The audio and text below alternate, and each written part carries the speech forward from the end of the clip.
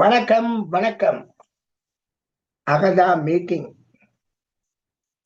நேத்து நம்ம பேசி இருந்த அந்த தகவலை இன்னைக்கு மத்தியானம் 12 மணிக்கு அப்லோட் பண்ணியிருந்தேன். இனி பேசுறத பூரா மத்தியானம் 12 மணிக்கு அப்லோட் பண்ணுவோம். இன்னைக்கு நம்மளுடைய மீட்டிங் கலந்துரையாடல இத பத்தி பேசுறாங்க. இதென்னா பழமொழிகளை பத்தி, ஜோதிட பழமொழிகளுக்கும் ஜோதிடத்துக்கும் என்ன சம்பந்தம் அப்படிங்கிற மாதிரி பேசுவோம் அப்படின்னு சொன்னாங்க. நீ ஒவ்வொரு ஜோதிட பழமொழிகள் என்ன, ஏன்னா பழமொழிகள் அப்படிங்கிறது வாயில சொல்லிட்டு போயிடலாம். ஆனா ஜோதிடத்துக்கும் அதுக்கும் எந்த தொடர்பு இருக்கு, அது தேவைதானா, அது சரிதானாங்கிறதுல நிறைய விஷயங்களை நாம யோசிக்க வேண்டியது இருக்கு. அதுவும் நமக்கு முக்கியமானதுதான்.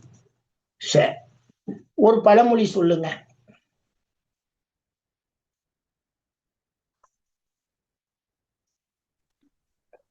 ஆண் மூலம் அரசாலும் பெண் மூலம் நிர்மூலம் சார்.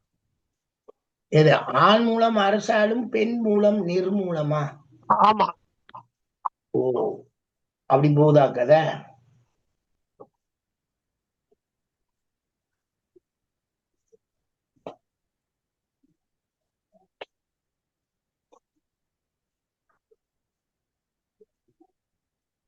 அதாவது இத கொஞ்சம் விவரமா புரிஞ்சோம்னா நல்லா இருக்கும்.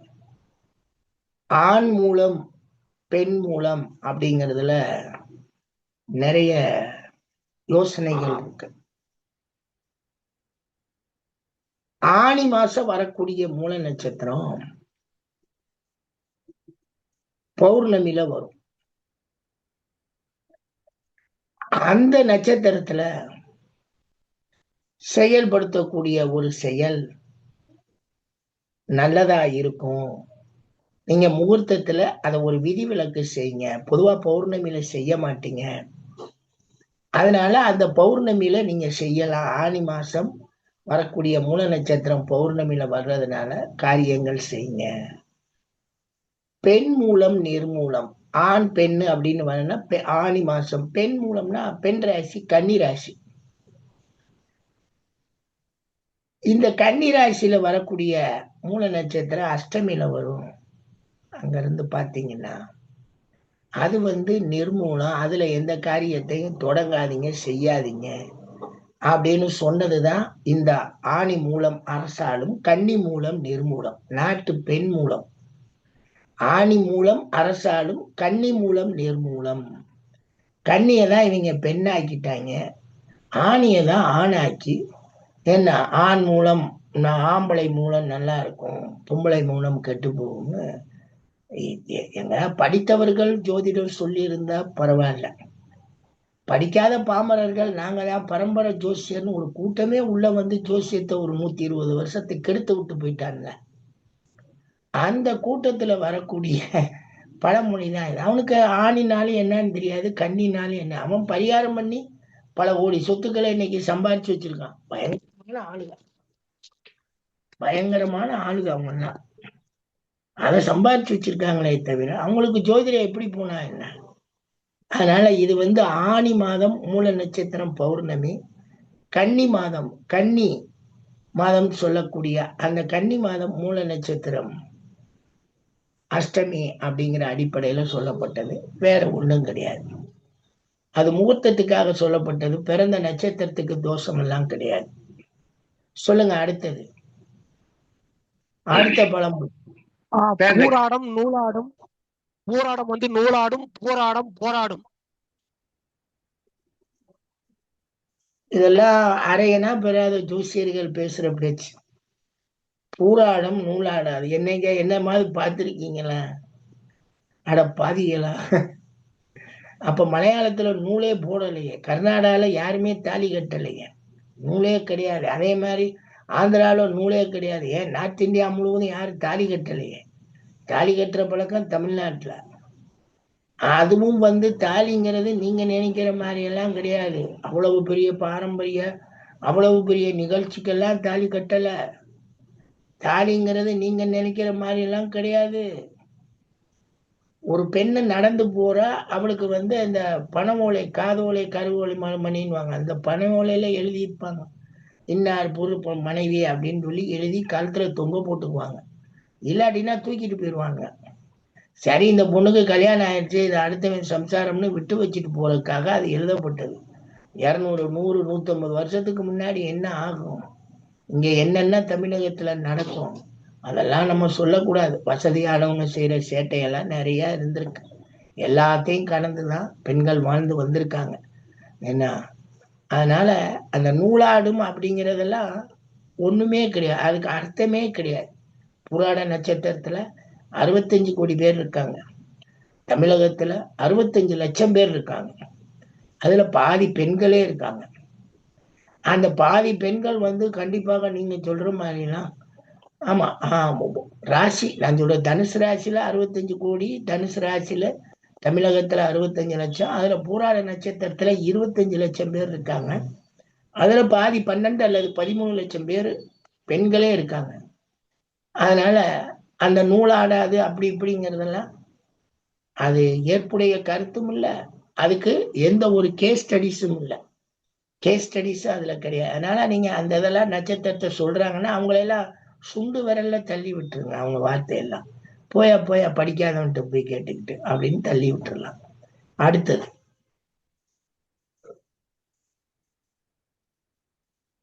அடுத்த பழமொழி,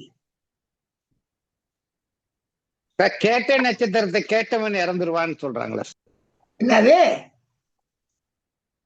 ஏங்க, கேட்ட நட்சத்திரத்தை கேட்டேன் சார், உண்மைதான்.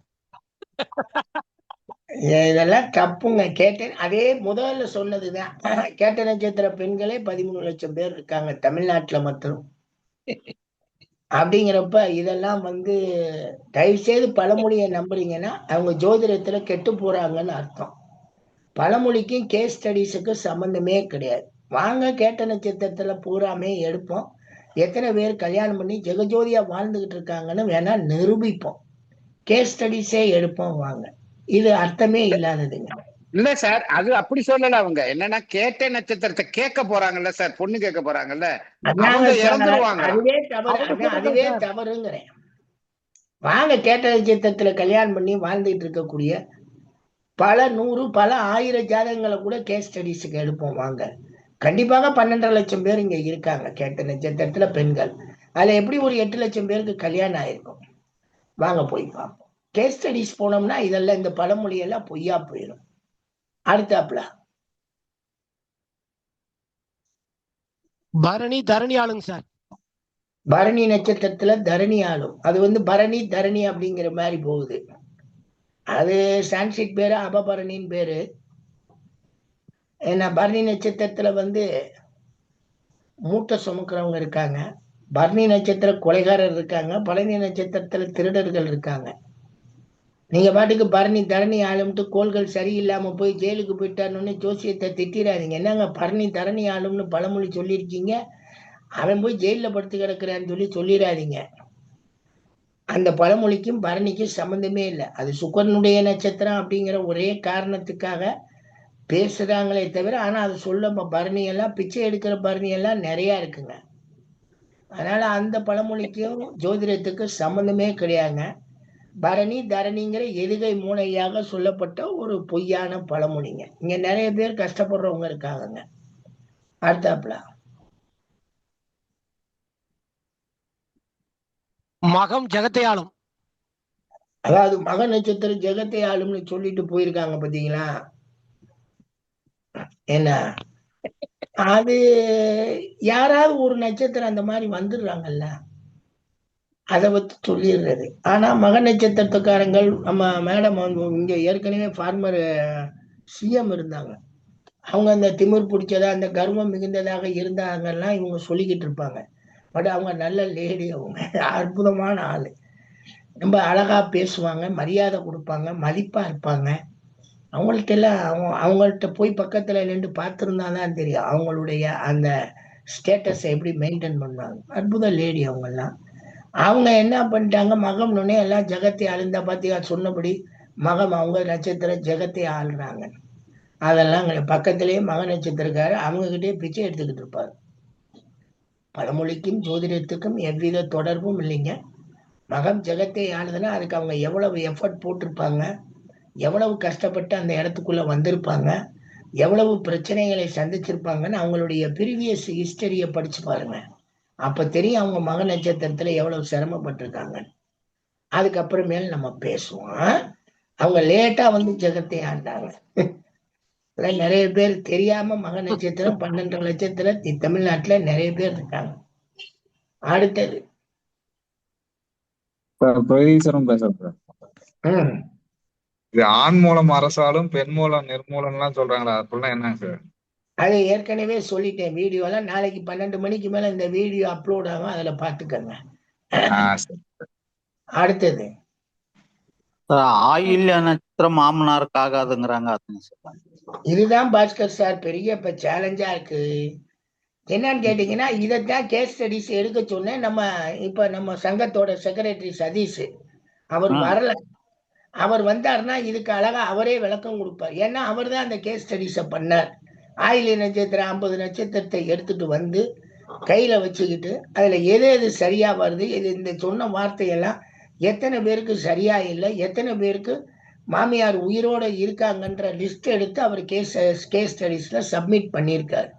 அதனால ஆயில்ய நட்சத்திரம் இவங்க எடுத்த கேஸ் ஸ்டடிஸ்ல ஒண்ணுங்க எல்லாரும் மாமியாரோட நல்லாவே வாழ்ந்துகிட்டு இருக்காங்க. அதுல நிறைய பேர் இருக்காங்க. அந்த தோஷம் எல்லாம் பொய்யா போச்சு. சரி. ஆமா, கேஸ் ஸ்டடிஸ்ல பூரா பொய்யா போச்சு. அது ஒண்ணு. மூல நட்சத்திரம் மாமனாருக்கு ஆகாது, விசாக நட்சத்திரம் மாப்பிள்ளையோட அண்ணனுக்கு ஆகாது, அது தம்பிக்கு ஆகாது. இது ஏன் சொல்ல ஆரம்பிச்சாங்க சார்? ஏன்னா மூலம் மாமனாருக்கு ஆகாதுன்னு ஏன் அந்த வார்த்தை வந்தது சார்? மாமனாருக்கு ஆகாது அப்படிங்கறத நீங்க கவனிச்சுக்கணும். அது மூலத்துடைய என்ன அதி தேவதைகள்லாம் பாத்துறீங்கன்னா அசுரர்கள்னு போடுவாங்க. அசுரர்களுக்கு யமனாக நம்மளுடைய கதாபாத்திர புராண கதையில கிருஷ்ணன் வருவார். கம்சனுக்கு மருமகனாக அவர் பிறந்து கம்சனை அழிக்கிறதுனால அந்த நட்சத்திரத்துல பிறக்கிறவங்க எல்லாருமே மாமனாரை போய் கொலை பண்ணுவாங்கன்ற மாதிரி ஒரு கற்பனை புராண கதையாக உருவாக்குனது. அந்த மூல நட்சத்திரத்துக்கு விளக்கமாக பூர்வ பாராச்சாரியத்துல அபுக்த மூலம்லாம் போட்டு போயிருப்பாங்க.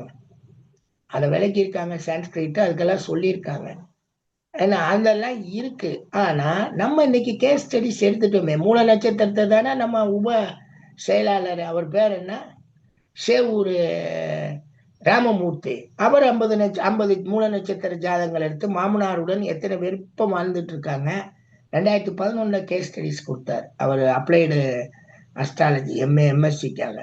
அதுல அவர் நிரூபிச்சுட்டாரு கிட்டத்தட்ட 97% மாமனாரோட உயிரோட வாழ்றாங்க. மீதி 3 பேர் ஏற்கனவே இறந்துருக்காங்க, கல்யாணம் பண்ணி இறக்கலைன்னு அவர் சப்மிட் பண்ணியிருக்காரு கேஸ் ஸ்டடிஸ். கேஸ் ஸ்டடிஸ் உங்களுக்கு நிரூபிச்சிருக்கு மூல நட்சத்திரத்துல மாமனார்களுக்கு எந்த தீங்கு வரல. ஏன்னா ரேண்டமா தான் 50 மூல நட்சத்திரத்தை எடுக்கிறாங்க. பெண் நட்சத்திரம் கல்யாணமாகி அவங்க எப்படி இருக்காங்க, மாமனாரோட எப்படி வாழ்றாங்கன்றதா ரிப்போர்ட். அதுக்கு அட்ரஸ் இருக்கு, போன் நம்பர் இருக்கு, எல்லாம் இருக்கு. மூலத்துக்கும் இருக்கு, ஆயில்யத்துக்கும் இருக்கு. ரெண்டையும் அவங்க தான் வச்சிருக்காங்க.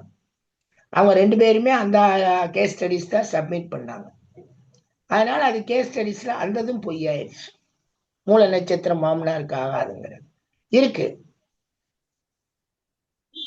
என்கிட்டே இருக்கு. அந்த எனக்கு ஒரு காப்பி இருக்கணும்ல, நான் தானே அதுக்கு கைடு, என்கிட்டே இருக்கு. வேற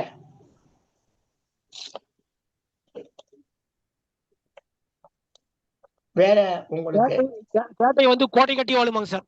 அதைத்தாங்க பழமொழிக்கும் ஜோதிடத்துக்கும் சம்பந்தம் இல்லைன்ட்டாச்சு. பழமொழி அது பயனற்றது. அத ஒரு ஜோதிடர் சொல்றாருன்னா அவனுக்கு ஜோதிடம் தெரியலேன்னு அர்த்தம். இது வரைக்கும் நான் ஜோதிட பலன்கள் தான் பேசியிருக்கேனே தவிர பழமொழியை சொல்லி ஒரு இத குற்றத்தை சொல்லவே முடியாது. ஏன்னா கேட்டைங்கிறது ஒரு பொது 27 நட்சத்திரம் தான். அதுல ஒரு நட்சத்திரத்துல ஒரு நாள் முழுவதும் இருக்கக்கூடிய 60 அல்லது 67 அல்லது 52 நாளிகை சூரியன் விரியும் இந்த நட்சத்திர நாளிகையில கிட்டத்தட்ட ஒரு உலகம் முழுவதுமே எத்தனை பேர் ஒரு நட்சத்திரத்துல வாழ்றாங்கன்னு உங்களால பிரிக்க முடியும். 800 கோடியை டிவைடட் பை 27னா ஒரு நட்சத்திரத்துல 25 கோடி பேர் வாழ்வாங்க. அதுல கேட்டை கோட்டை கட்டி ஆளணும்னா அப்ப கேட்டையில இந்தியாவுல எவ்வளவு, தமிழ்நாட்டுல எவ்வளவு பேர் இருப்பாங்க, எத்தனை பேர் நம்ம என்ன டவுன்ல இருக்கிறப்ப நீங்க டவுனை பார்த்துட்டு நீங்க எடை போடுறீங்க கோட்டை கட்டி வாழ்றாங்க. டவுனை விட்டு கிராமத்து பக்கம் போங்க. அதுவும் வளர்ந்துபட்ட கிராமங்களுக்குள்ள போயிடாதீங்க, வளர்ச்சியற்ற கிராமங்களுக்குள்ள போங்க. அங்க அவங்க வாழ்க்கை சூழ்நிலைகளை பாருங்க, அவங்க எப்படி போராடி வாழ்றாங்கன்னு பாருங்க. இந்த சனி ஞாயிறுல நான் கொடைக்கானல்ல இருந்தேன். கொடைக்கானல்ல இருந்தப்போ ஒரே ரஷ்ஷா இருந்துச்சு. ஆனா ஞாயிற்றுக்கிழமை நான் ரிட்டர்ன்ல இறங்கி வர்றேன், எந்த காருமே மேல ஏறி வரலாம். ஆனா நான் இது சாட்டர்டே ஈவினிங் 3 கிலோமீட்டர் போக 2 மணி நேரம் ஆச்சு. அவ்வளவு ரஷ்ஷா இருந்துச்சு டிராபிக். அப்சர்வேட்டரியில இருந்து டவுனுக்குள்ள வர, லேக்குக்கு வர. ஆனா ஞாயிற்றுக்கிழமை நான் இறங்குறேன், கிட்டத்தட்ட மேல வர்றதுக்கு யாருமே இல்லை. நான் 5:30 மணிக்கு கீழே இறங்குறேன். வத்தலை கொண்டு வரும்போது 8 மணி ஆகுது. 2 மணி நேரத்துல மொத்த காரே வந்த காரே 10 கார் கூட இருக்காது. ஆனா போறவங்க நாங்க 100கணக்குல போய்கிட்டு இருக்கோம். அப்பதான் எனக்கு ஒரு புரிதல் வந்துச்சு. அப்ப சாட்டர்டே சண்டேவை நம்பிதான் அங்க இருக்கக்கூடிய மக்கள் எல்லாம் வாழ முடியும். மீதி நாள்ல அவங்க எந்த டூரிஸ்டர் வர்றாங்க, எந்த டூரிஸ்ட் காலத்தை அவங்க ரசிக்கிறாங்க, ஒண்ணுமே முடியாது. திங்கள் டு வெள்ளி என்ன பூராமே ஸ்கூல் இருக்கு, காலேஜ் இருக்கு, ஒர்க் இருக்கு, எல்லாம் இருக்கு, வெக்கேஷனே இல்லை. அப்ப அங்க தேடி போறவங்க அங்க இருக்கக்கூடிய 50,000 பேர்ல எத்தனை பேர் இந்த டூரிஸ்டர்ஸை நம்பி அங்க வாழ்றவங்க இருப்பாங்க, எத்தனை பேருக்கு வியாபாரம் ஆயிரும், அவங்க எந்த அளவுக்கு அவங்க வாழ்க்கை நடத்த முடியும், அதை நீங்க பார்க்கணும். ஹில்டாப் ஹோட்டல்ல சாப்பிட்றேன். ஹில்டாப் ஹோட்டல்ல சாப்பிடும்போது அவங்க கொஞ்சம் குவாலிட்டியாகவும் கொடுக்குறாங்க, இது மணியும் கொஞ்சம் ரைஸ் பண்ணி தான் வச்சிருக்காங்க. பட் நான் என்ன நினைக்கிறேன் அப்படின்னா, அங்க வந்து குடிக்கிறவங்களுக்கு அது சரியே தவிர சாதாரணமாக இருக்கக்கூடிய மக்கள் எத்தனை பேர் எண்ணத்தை வாங்கி சாப்பிட்டு போறாங்க. அங்க வாழக்கூடிய மக்களுக்கு எவ்வளவு தூரத்துக்கு வாழ்க்கை ஆதாரத்துக்கு பணம் தேவைப்படும். அது ஒரு கஷ்டமான சூழ்நிலை. ஏன் அங்க கேட்டே இல்லையா? ஏன் அங்க மக நட்சத்திரம் இல்லையா? நம்ம இதெல்லாம் கொஞ்சம் பார்க்கணும் இல்லையா? இதெல்லாம் உண்மையான விஷயம். அங்க இதெல்லாம் இந்த மாதிரியான இது மாதிரி ஏகப்பட்ட இடங்கள் இருக்குங்க. நாட் ஒன்லி கொடைக்கானல், கேரளாக்குள்ள போங்க, எல்லாரையும் நீங்க பார்க்கலாம். எல்லாருமே ஆவரேஜ் லைஃப் வாழ்றக்கூடியவங்க நிறைய பேர் இருப்பாங்க. நீங்க சொன்ன அதே குரூப் தான், ஆனா ஆவரேஜா தான் வாழ்க்கை நடத்திட்டு இருப்பாங்க. அதனால தயவு செய்து சொல்றேன், இந்த நட்சத்திரங்களுக்கு சொல்லக்கூடிய மிகைப்படுத்தப்பட்ட பலன்களும் கொடுமையாக சொல்லப்பட்ட பலன்களும் எந்த ஒரு ஆய்வும் செய்யாமல், கேஸ் ஸ்டடிஸ் இல்லாமல் எதுகை மோனையாக வாய்க்கு வந்ததை சொல்லிட்டு போகக்கூடிய மனிதர்களாக இருக்காங்க. இல்லை சார், இந்த பழமொழி பூராமே பழைய புக்குல நிறைய சொல்லியிருக்காங்க. எந்த பழைய புக்குல எப்படி சொன்னாங்க? முதல்ல அது ஒண்ணு. சரி, அப்படி சொல்லிட்டாங்கன்னு உங்களுக்கு தான் அறிவு இருக்குல்ல, இத போய் என்ன செய்வோம்? இந்த தேடுவோமே, மக்கள்கிட்ட கொண்டு போய் கொடுப்போமே, தேடுவோமே, எவ்வளவு தேடுவோம் அப்படின்னு அவங்க போயிருந்தாங்கன்னு வைங்க, உண்மையில அவங்களுக்கு உண்மை தெரிஞ்சிருக்கும். இது யாரும் சும்மா எழுதியிருக்காங்க, இங்க மாதிரி எல்லா நிலையிலையும் மக்கள் இருக்காங்க. இந்த வார்த்தைகளை நானே சொல்றேனே, கேட்டையில 12.5 லட்சம் பேர் இருக்காங்க, 25 லட்சம் பேர் இருக்காங்க தமிழ்நாட்டுல. அந்த தமிழ்நாட்டுல இருக்கக்கூடிய 25 லட்சம் பேர்ல 12 லட்சம் பெண்ணு, 12 லட்சம் ஆணு. அப்படி இருக்கிறப்ப நீங்க சொல்லக்கூடிய இந்த பொதுவான வசனம் எத்தனை பேருக்கு பொருந்தும்னு உங்களுக்கு அறிவாக பிரித்து பார்க்க வேணாமா? உடனே நீங்க டக்குன்னு சொல்லிடுவீங்களா? ஆய்வுக்குட்படுத்தப்படாத இந்த பழமொழிகள் எல்லாம் அர்த்தமற்றவையே.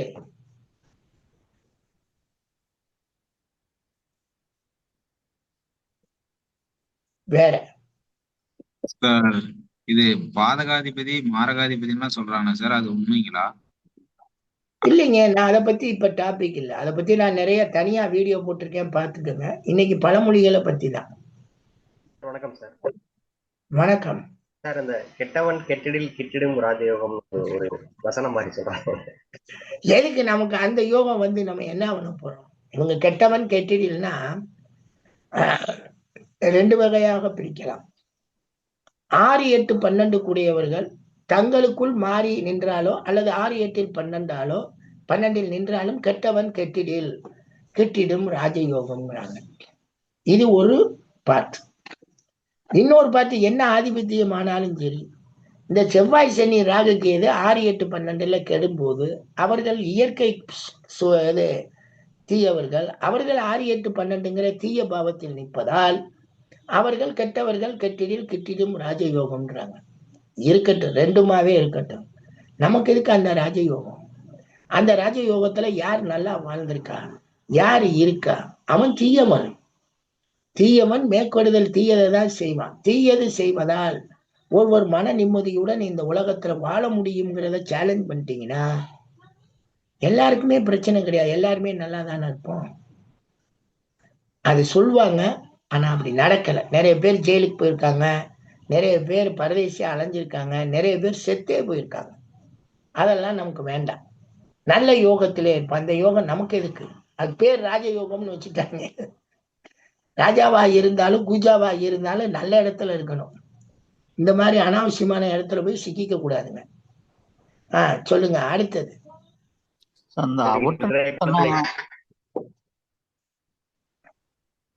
சொல்லுங்க பாஸ்கர். கேளுங்க சார், பாஸ்கர் சார் கேளுங்க சார். அவிட்ட நட்சத்திரம் தவிட்டு பானையிலும் தங்கம் வருங்கிறாங்க, அதானே சார்? அதேதான் சார் சொல்றேன். அதே பழமொழியை தான் சொல்றேன். ஆய்வு செய்யப்படாத கேஸ் ஸ்டடிஸ்ல அதை போய் பார்க்காமல் இருப்பது. எல்லா நட்சத்திரக்காரர்களும் எல்லா சூழ்நிலையிலையும் வாழ்ந்துட்டு இருக்காங்க. இந்த பழமொழிகளுக்கு அர்த்தமே இல்லை. யாராவது ஒருத்தன் அவிட்ட நட்சத்திரத்துல தங்கமா வச்சிருக்கான், நல்ல பெரிய பணக்காரனே பாத்தியா அவனுக்கு அடிச்சிருச்சு அப்படின்வாங்க. அவன் வந்து அவிட்டத்துல பிறந்தாள் எப்படி இருக்கான் பாத்தியான்னு. இந்த எனக்கெல்லாம் ஒரு ஆள் இருக்கு அவிட்டத்துல பிறந்தது. என் ஸ்டூடெண்ட் ஷர்மிளா. புருஷன் 10 வருஷம் நல்லா வாழ்த்து அவன் செத்து போயிட்டான்பா. நல்லா வாழ்ற காலத்துல கணவன் 10 வருஷத்துல கண்ணுக்கு முன்னாடி செத்து போயிட்டான். ராஜ பிளவு மாதிரி புத்துநோய் மாதிரி முதுகுல வந்து மருந்து சாப்பிடாம அந்த ஆள் செத்து போயிட்டான்பா. ரொம்ப அற்புதமான ஆளு. அவன் போய் இப்ப கிட்டத்தட்ட அவ கணவர் செத்து 13 வருஷம் இருக்கும். இந்த பொண்ணை என்ன பண்ணுவீங்க? அதனுடைய இளமை இதெல்லாம் என்ன நிறைய இந்த மாதிரி நிறைய விஷயங்கள் இருக்கு. சித்திர நட்சத்திரம் பத்தி சொன்னாங்களா சார்? சித்திர நட்சத்திரம் அப்பனுக்கு தப்பாம கொல்லி வைப்பாங்க அப்படின்னு சொல்லுவாங்களா சார்? சித்திர நட்சத்திரம் அதான் சார், சித்திரை அப்பன் தெருவிலேன்னு சொல்லி ஒரு கதையை சொல்லுவாங்க. என்ன அப்படின்னு கேட்டீங்கன்னா, இது ராமாயணத்தோட தொடர்பு பண்ற கதை. ராமாயணத்துல இந்த ராமன் வந்து சித்திரை மாசம் பிறந்துடுறாரு. அவதார புருஷன் ஒரு ஜாதகத்தை உருவாக்கிட்டாங்க. பொய்யாதான், ஆனா ஜாதகம் முழு பொய்யான ஜாதகம். அதை உருவாக்குறப்ப இந்த சித்திரை மாசம் பிறந்ததுனால இவங்க அப்பன் தெருவுல சாவான்னா என்ன காரணம்னா, இவன் அந்த சீன் வருது. இவர் கொடுத்த வரத்துல கைகையை நீ காட்டுக்கு போகணும்னே ராமன் இறங்கி காட்டுக்கு கிளம்பி போயிடுறார். இவர் மூர்ச்சையில இருந்து, அதாவது மயக்கத்துல இருந்து எந்திரிச்ச ராமனை எங்கன்னு கேட்டப்போ, ராமன் உன்னுடைய வரத்தை காப்பாத்துற காட்டுக்கு போயிட்டான்னு சொல்ல, உடனே இவர் அரண்மனையில இருந்து தெரு வழியா ராமா ராமான்னு ஓடி போய் கேட்டு செத்து போனதாக ஒரு கதையை இவங்க புராண கதையை உருவாக்கி சித்திரை அப்பன் தெருவிலே அப்படிங்கிற மாதிரி கொண்டு வந்தாங்க. அது சித்திரை நட்சத்திரத்துல பிறந்ததுக்கு அல்ல, சித்திரை மாசம் இவன் பிறந்தான் ராமர், அதனால அதை சொன்னாங்க. அது பழையபடி அது சித்திரை நட்சத்திரத்துக்கு வந்து என்னென்னமோ வந்தது. பழமொழிக்கும் ஜோதிடத்துக்கும் என்ன எந்த சம்பந்தமும் கிடையாது, எந்த கேஸ் ஸ்டடிஸும் கிடையாது. அதெல்லாம் முழு பொய்கள். அடுத்ததுங்க, இந்த ஆடி வெள்ளி ஆம்பளை பிள்ளைக்கு ஆகாது அப்படின்னு. என்ன சார்? ஆடி வெள்ளி வந்து ஆடி வெள்ளியில பிறந்தா ஆம்பளை பிள்ளைக்கு ஆகாது அப்படின்ற மாதிரி. வெள்ளிக்கிழமை ஆண் பிறந்தால் குடும்பத்துக்கு ஆகாதுங்கிறத ஆமா சார், அதுலயே ஆடி வெள்ளி இதையெல்லாம் உருவாக்கிக்கிறது தான் சார். வெள்ளிக்கிழமை பிறந்த அப்ப ஆம்பளை பிள்ளை எல்லாம் போய் கடல்லையா கரைச்சு விடுறது? அதுவும் ஆடி மாசம் பிறந்த வெள்ளிக்கிழமையில பிறந்த குழந்தைகளை கடல்ல கரைக்கிறது நல்லா இல்ல இதெல்லாம் பேசுறது. நீங்க வேணா டாபிக் ஆடி வெள்ளி பிறந்தவங்கன்னு ஒருத்தவங்கள கண்டுபிடிங்க. அந்த ஜாதகம் ஒரு 50 ஜாதகம் எடுத்து பாருங்க. அவங்க வாழ்க்கை எப்படி இருக்கு, அவங்க ஜாதகப்படி வாழ்றாங்களா இல்ல இவங்க சொன்ன பழமொழிப்படி வாழ்றாங்களான்னு முடிவு சொல்லுங்க. அதான் கேஸ் ஸ்டடிஸ்ல பூரா தோத்து போயிருங்க. 5 ரூபாய்க்கு பெறாது இந்த பழமொழி எல்லாம், 1 ரூபாய்க்கு பெறாது. கேஸ் ஸ்டடிஸ்ல பூரா அவுட் ஆகும். அடுத்தது இந்த சிம்ம ராசியில பிறந்தவங்க சிங்கம் மாதிரி ஒரு இதாவே இருப்பாங்க அப்படிங்கிறாங்க சார். அப்படியா? அதெல்லாம் நீங்க தான் பார்த்திருக்கீங்களே சார். எல்லா ராஜாக்களும் செத்து போயிட்டா எல்லா ராஜாக்களும் இன்னொரு ராஜாக்கள்னால அடிப்படை தெரிஞ்சா இல்லையா? சோழனுக்கு எதிரி பாண்டியன் தானே, பாண்டியனுக்கு எதிரி சோழன் தானே. இதுல எந்த ராஜா வலிமையானவன் சொல்லுங்க? அதாவது நேரம் வரும்போது வரும் போகும். இதெல்லாம் பொய்யா சொல்றது சார். சிம்மராசிக்காரங்கள்ல எத்தனை பேர் ஏங்க இதே சிம்மராசிக்காரர் தான், வெறும் ராசிக்காரர், நாட்டு லக்னக்காரர். நம்மளுடைய பழைய முதல்வர் ஸ்டாலின் பூர நட்சத்திரம் தானே. அவர் சிங்கமா வந்தாரு, இப்ப அசிங்கமா அவரை தோக்கடிச்சு விட்டாங்களே. அதே அவருடைய சொந்த தொகுதி குளத்தூர் தொகுதியிலேயே அவர் முதலமைச்சராக இல்லாதப்பவே ஜெயிச்சிருக்காரு. முதலமைச்சராகி திரும்பி போய் நிக்கிறார், தோக்குறார். இதான் அதனுடைய உண்மைத்தன்மை. அதெல்லாம் பெருசா எடுத்துக்க கூடாது. கௌரவமானவர்கள்னு வேணா சொல்லுங்க, கௌரவத்தை விரும்புவார்கள்னு வேணா சொல்லுங்க. மற்றபடிக்கெல்லாம் அதுல ஒன்றும் உண்மை இல்லை. பழமொழிகள் கேஸ் ஸ்டடிஸ் பண்ணி பார்த்தீங்கன்னா எல்லா பழமொழியும் அடிபட்டுரும். பகுப்பாய்வில் எந்த பழமொழியும் பொய்யாய் போயிடும். இன்றைய இப்ப சொல்றாங்களான்னு தெரியல, முந்தி அந்த தலைச்சனுக்கு தலைச்சன் ஆகாதுன்னு அந்த கல்யாணம் பண்ண போகும்போது மூத்த பிள்ளைக்கு அது அந்த மாதிரி சொல்றாங்களா? அது தலைச்சனுக்கு தலைச்சன் ஆகாதுன்னு ஒரு பழமொழி சொல்றாங்க. அது என்னன்னு கேட்டீங்கன்னா இந்த பொருத்தம் இல்லைங்களா? பொருத்தத்துல தலரட்சிக்கு தலரட்சி ஆகாதுன்னு சொன்னது. அதாவது மிருகசீரிடம், சித்திரை, அவிட்டம் இந்த 3மே தலை ரஜ்ஜு. இந்த தலை ரஜ்ஜு ஒண்ணுக்கு ஒண்ணு தலை ரஜ்ஜுவாக இருந்தால் இந்த 3க்குள்ள இருக்குமே, ஆனால் அவர்களுக்கு ஆகாது, ரஜ்ஜு தட்டும், அதனால திருமணம் செய்ய வேண்டாம்னு சொல்லுவாங்க. அது தலை ரஜ்ஜுக்கு தலை ரஜ்ஜுங்கிறத சொல்ல தெரியாதுல, படிக்காத ஜோசியம் தானே. அவன் தலைச்சனுக்கு தலைச்சன் ஆகாதுன்னு, மூத்த பிள்ளைக்கு மூத்த பிள்ளை ஆகாதுன்னு சொல்லி கெடுத்து விட்டான். பட் ரஜ்ஜு விதியில தலை ரட்சிக்கு தலை ரட்சி செய்யக்கூடாதுங்கிறது அங்க விதியாகி இருக்கு. அதுல மிருகசீரிட நட்சத்திரம் விதி விலக்கு பெற்றிருக்கு. மிருகசீரிடம் ஆண் பெண்ணாக இருந்தால் அவர்களுக்கு எவ்வித பொருத்தம் பெறாமல் திருமணம் செய்யலாம்னு காலவிதானத்துல சொல்லப்பட்டிருக்கு. அதுதான் அதனுடைய உண்மைத்தன்மையை தவிர பிறந்த குழந்தைக்கெல்லாம் கிடையாது. அடுத்தது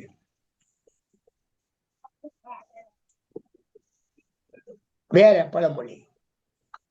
பழமொழி இல்ல, சில சமயம் குழந்தை பிறக்கும் போது அந்த குடல் சுத்தி வந்ததுன்னா அது நாகதோஷம் அப்படின்ட்டு எல்லாம் சொல்றாங்களா? அது என்ன? அந்த காலம் சார், அந்த காலத்துல எல்லாம் சுத்தி வரும் சுத்தி போகும். இன்னைக்கு எந்த தோஷமும் கிடையாது. குழந்தைய அழகா குழந்தைய பெற்று எடுத்து உங்கள்ட்ட சொல்லவே மாட்டாங்க. கொடி சுத்தி பிறந்திருக்குங்கிற அந்த வார்த்தையே சொல்ல மாட்டாங்க. அவங்க பாட்டுக்கு கட் பண்ணி எடுத்துட்டு குழந்தைய நல்ல குழந்தைய அழகா, முதல்ல அது 1 மணி நேரத்துல எல்லாம் ரெக்கவர் ஆகணும், மூச்சு கீச்சு எல்லாம். இப்ப எனக்கு பேரம் பிறந்தா அது அந்த அவங்க சொன்ன அந்த மூச்சு ரெக்கவர் ஆகல, போய் இன்டென்சிவ் கேர்ல வச்சுதான் தூக்கிட்டு வந்தோம். 1 நாள் முழுவதும் இருந்துதான் குழந்தை வெளியே வந்தான். அதனால அதெல்லாம் இப்ப கிடையாது. மாமனுக்கு ஆகாது கிடையாது, மாமனே இல்லை, அப்புறம் எங்கிட்டு போறது? எனக்கு 2 பொட்டை பிள்ளை, இது கல்யாணம் பண்ணி போடணும். இதுக்கு பிறகுற குழந்தைங்க தாய் மாமனுக்கு எங்க போறது? அப்புறம்